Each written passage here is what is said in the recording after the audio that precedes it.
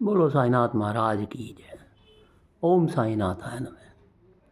प्रिय भक्तों, साईनाथ महाराज कहते हैं, जो व्यक्ति बुरा आचरण करता है और अपने दुष्ट व्यवहार से दूसरों को दुख पहुंचाता है, चरित्रहीन है, मूढ़मती है, आचार कर्म और धार्मिक अनुष्ठानों का विधि विधान से पालन नहीं करता है, विवेक द्वारा अच्छे बुरे का विचार नहीं करता है, भला ऐसा व्यक्ति वास्तव में अपना कल्याण कैसे कर सकता है। जब ऐसे दुष्ट व्यक्ति सामने आए तो तुम अपना रास्ता बदल दो। उन्हें डरावना जानकर उनकी छाया भी अपने ऊपर मत पड़ने दो, चाहे ऐसा करते हुए तुम्हें कोई कष्ट ही क्यों ना उठाना पड़े। बाबा कहते हैं, घृणा के कारण किसी का भी तिरस्कार ना करो और न ही किसी को भगाओ, चाहे वह कोई जानवर ही क्यों ना हो, क्योंकि बिना पूर्व जन्म के संबंध के कारण कोई हमारे पास नहीं आता है।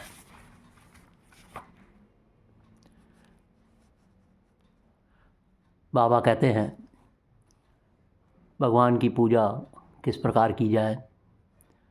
बाबा ने कहा, मैं कौन हूँ, इसका ज्ञान किस प्रकार हो, क्योंकि मेरा स्थूल शरीर तो विनाशी वह अनित्य है और केवल ब्रह्म ही अमर यानी अविनाशी है और वही पूजा किए जाने योग्य भी है। बाबा ने कहा, मैं ब्रह्मांड में चारों ओर अष्टधा प्रकृति के रूप में व्याप्त हूँ। भगवान श्री कृष्ण ने अर्जुन को गीता में भी यही कहा था। इस चेतन और अचेतन ब्रह्मांड में नाम, स्थिति और आकृति के रूप में जो भी स्थायी है वह केवल मेरी ही अष्टधा प्रकृति द्वारा सजाया गया है और यह आश्चर्यजनक कृति मेरी ही है। एक समय राधा कृष्ण माई ने शरणानंद को उनके प्रिय भोजन चावल ना खाने की सलाह दी। ऐसा करना उनके लिए एक कठिन कार्य था। फिर बाबा ने शरणानंद को स्वप्न में आदेश देते हुए कहा, तुम लाल छिलके वाले प्याज प्रचुर मात्रा में ग्रहण करो। स्वामी शरणानंद ने कुछ समय तक बाबा की आज्ञा का पालन किया, लेकिन ऐसा करने में उनको काफ़ी ककश और कठोर हो गई और उनकी वाणी से ठीक शब्द ना निकलने लगे। उन्हें लगा जैसे उनका शरीर प्याज को पचा पाने में सक्षम नहीं था, इसलिए उन्होंने प्याज खाना बंद कर दिया। एक रामनवमी के उत्सव पर राधा कृष्ण माई ने शरणानंद को कहा, तुम और तुम्हारी पत्नी 20 रुपये प्रति माह खर्च में आसानी से जीवन व्यतीत कर सकते हो, तुम्हें अधिक धन की क्या ज़रूरत है। बाद में माई ने उन्हें 125 रुपये मूल्य का चांदी का दीपक लाने के लिए कहा। नार्वेकर ने 25 रुपये का ब्याज दिया। स्वामी शरणानंद चांदी का एक सुंदर दीपक खरीदकर शिरडी ले आए। उस रामनवमी राधा कृष्ण माई ने बाती को देसी घी में भिगोकर दीपक प्रज्वलित कर शरणानंद को उन्हें द्वारका माई में लाने के लिए कहा। फिर माई ने कहा, मैं द्वारका माई की सीढ़ियाँ चढ़कर तुम्हारे साथ ऊपर चलूँगी। जब शरणानंद द्वारका माई की सीढ़ियाँ चढ़ रहे थे तब उन्हें ऐसा लगा जैसे किसी ने उनके कंधे पर थपकी मारी। जैसे ही वे पीछे मुड़े, उन्हें वहाँ राधा कृष्ण माई को देखा, जो बोली, ऊपर जाओ। माई द्वारा उस समय द्वारका माई में सूक्ष्म रूप में उपस्थित थी, जिस कारण कोई दूसरा उन्हें देख पाने में असमर्थ था। माई ने द्वारका माई में बाबा के समक्ष स्थूल रूप में ना जाने का प्रण लिया था, इसलिए वे अक्सर अपने सूक्ष्म रूप में ही वहाँ पर जाया करती थी। जब शरणानंद स्वामी नवसारी में कार्यरत थे तब उन्हें राधा कृष्ण माई द्वारा लिखा हुआ एक पत्र प्राप्त हुआ, जिसमें लिखा था, आजकल बाबा का स्वास्थ्य ठीक नहीं है। वे आजकल खीर के अलावा और कुछ नहीं खाते, लेकिन यहाँ अच्छी गुणवत्ता का दूध उपलब्ध नहीं है। अगर तुम काठियावाड़ से गाय भेज सको जो 8 से 9 लीटर दूध उत्पन्न कर सके तो यह बाबा के प्रति एक महान सेवा होगी। शरणानंद की छोटी बहन को यह प्रस्ताव इतना पसंद आया कि उन्होंने अपनी सोने की चेन भेज दी और 2 गायें खरीदकर शिरडी भिजवाई। कुछ समय बाद सोने के मूल्य में भारी गिरावट आई, लेकिन गुरु के चरणों में अर्पित की गई सेवा से शरणानंद की बहन का नुकसान होने से बच गया। जब शरणानंद वकालत की परीक्षा में उत्तीर्ण होने के लिए बहुत ज़्यादा मेहनत कर रहे थे। पढ़ाई के दौरान विषम परिस्थितियां व मानसिक उलझनों के कारण मन में नकारात्मक विचार हावी होने लगे थे, जिससे चलते हुए स्वयं को उत्तेजित, व्यथित और बोझिल महसूस करने लगे। उनकी भोजन ग्रहण करने की शक्ति क्षीण हो गई। फलस्वरूप वे बहुत कमज़ोर हो गए। एक दिन उन्हें दीक्षित के शिरडी जाने की सूचना मिली। उन्होंने दीक्षित के हाथों बाबा के लिए कुछ फल फूल का हार और दक्षिणा भेजने का निश्चय किया। जब वे सारा सामान दीक्षित को देने के लिए स्टेशन पर पहुंचे, तब उन्होंने स्वयं शिरडी जाकर अगले दिन वापस आने का निश्चय किया। इस प्रकार वे दीक्षित के साथ शिरडी आ गए। बाबा को प्रणाम करने के पश्चात वे माई के घर गए। सदानंद ने माई को बताया कि उन्होंने शिरडी में रुककर ही पढ़ने का निश्चय किया है। कुछ क्षणों के पश्चात माई बोली, बाबा ने अपना आसन ग्रहण कर लिया है। भक्तों ने उन्हें तरबूज, मीठा खरबूजा और स्वादिष्ट खाद्य पदार्थ अर्पित किए हैं। अगर तुम वहाँ जाकर धूनी माई के समीप खड़े होते तो बाबा दक्षिणा में प्राप्त हुई सामग्री में से मेरा हिस्सा तुम्हारी झोली में जरूर डाल देते। जाओ और मेरे लिए कुछ लेकर आओ। माई ने सहजता से एक कपड़े को लेकर उसकी झोली बनाई और उसे शरणानंद के कंधे पर टांग दिया। शरणानंद ने भी माई की आज्ञा का पालन किया। जब शरणानंद द्वारका माई से वापस आए, तब माई दोपहर का भोजन ग्रहण कर रही थी। माई ने शरणानंद को बुलाकर अपने समीप बिठाया और अपने भोजन का कुछ अंश उन्हें खाने को दिया। शरणानंद ने भोजन ग्रहण किया, जो उन्हें बहुत ही ज़्यादा तीखा और मसालेदार लगा। अगले दिन भोजन के समय माई ने अपने हाथों से प्रत्येक ग्रास शरणानंद के मुख में डाला। ऐसा करते हुए वे अन्न, भोजन में डाले गए पदार्थ व मसालों के विषय में उन्हें बताने लगी। माई ने उन्हें कैलोरी, प्रोटीन, खनिजों की मात्रा के विषय में भी जानकारी दी। भोजन ग्रहण करने से शरीर पर पड़ने वाले प्रभाव के संबंध में माई ने शरणानंद को बताया।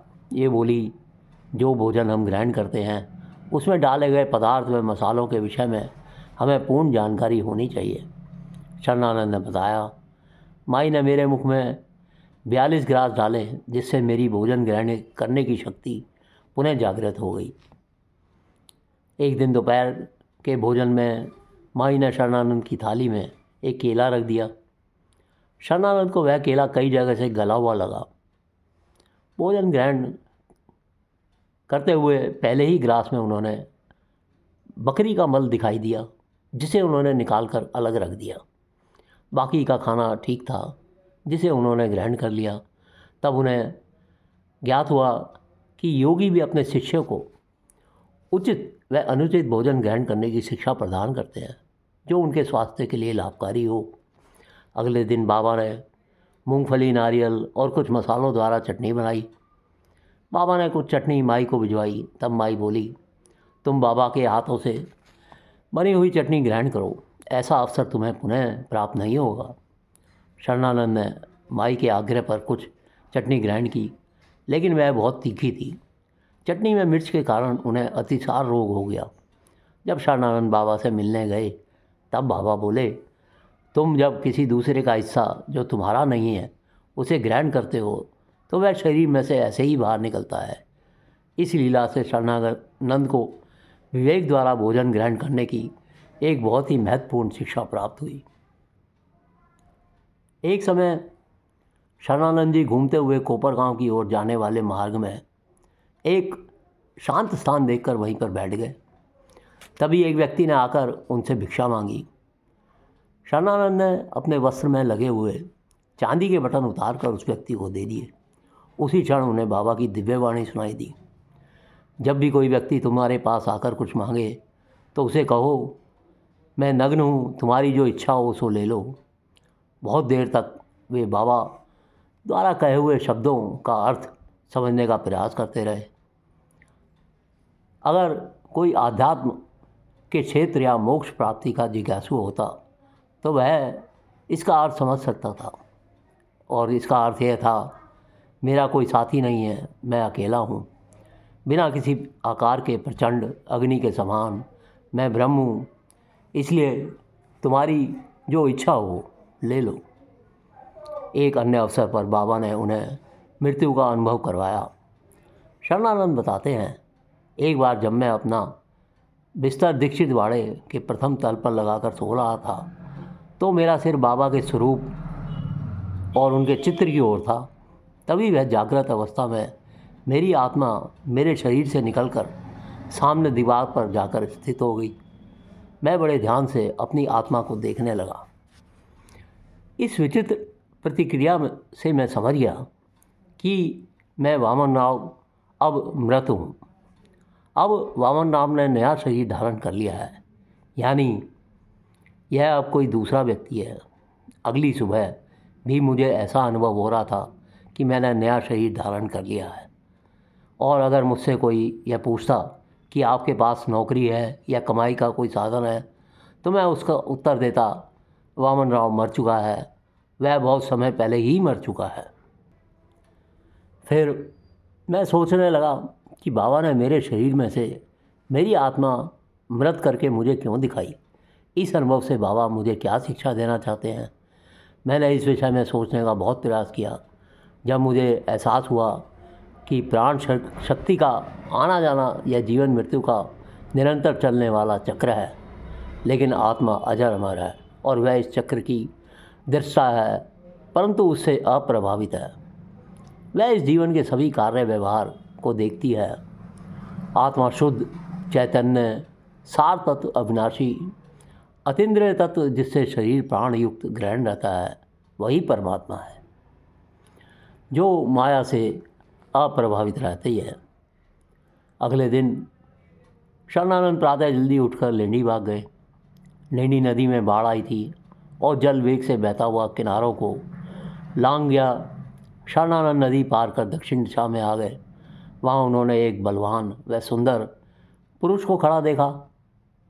उस पुरुष ने लंगोट धारण किया था और उसके कंधे पर एक झोली लटक रही थी। उसकी मूछें थी और सिर पर जटा जिसमें एक छोटी हंसिया थी।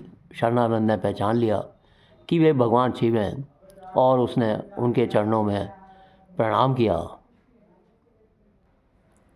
प्रिय भक्तों, बाबा कहते हैं, इस संसार की 10 दिशाओं और सभी वस्तुओं में मैं ही व्याप्त हूँ। मेरी सर्वव्यापकता से अवगत हो जाने पर तेरे मेरे का भेदभाव समाप्त हो जाता है, वह इच्छाओं का अंत हो जाता है। संपूर्ण ब्रह्मांड ईश्वर में ही स्थित है। मन में उठने वाली इच्छाओं का अपनी आत्मा से कोई संबंध नहीं होता, क्योंकि मैं ही सबकी आत्मा में समाहित हूँ। तो इच्छाएं आत्मा को किस प्रकार उद्वेलित कर सकती हैं। सांसारिक इच्छाएं अनेक प्रकार की हैं। जब मैं कौन हूँ के महत्व का ज्ञान हो जाता है, तब इच्छाएं ठीक उसी प्रकार पिघल जाती हैं जैसे सूर्य की गर्मी के कारण पत्थरों के समान बर्फ़ के गोले पिघलते हैं। ना तो मैं मन, बुद्धि और ज्ञानेंद्रियों से बना स्थूल शरीर हूँ और न ही विशाल विश्व हूँ, न ही मैं अप्रगट ब्रह्मांड हूँ। मैं सनातन, साक्षी, पौराणिक और अनादि हूँ। बाबा ने कहा, क्योंकि मैं गुणों से परे हूँ इसलिए मैं इंद्रिय सुखों की ओर आकर्षित नहीं होता। मैं न ही करता हूँ और ना ही कारक हूँ। जब यह अनुभूति हो जाती है कि बुद्धि, चित्त और अन्य ज्ञान इंद्रियाँ भौतिक शरीर के यंत्र हैं, तब वास्तव में विरक्ति हो जाती है और वास्तविक ज्ञान का बोध हो जाता है। प्रिय भक्तों, बाबा का नाम नित्य प्रति हर पल लेते रहें। वो बहुत दयालु हैं और अपने भक्तों पर अवश्य ही कृपा करते हैं। श्रद्धा और सबीरी अवश्य रखें और चैनल में रुचि आए तो सब्सक्राइब ज़रूर कीजिए, लाइक और शेयर कीजिए और हर पल साईनाथ का नाम लेते रहिए। ओम साई राम, ओम साई राम।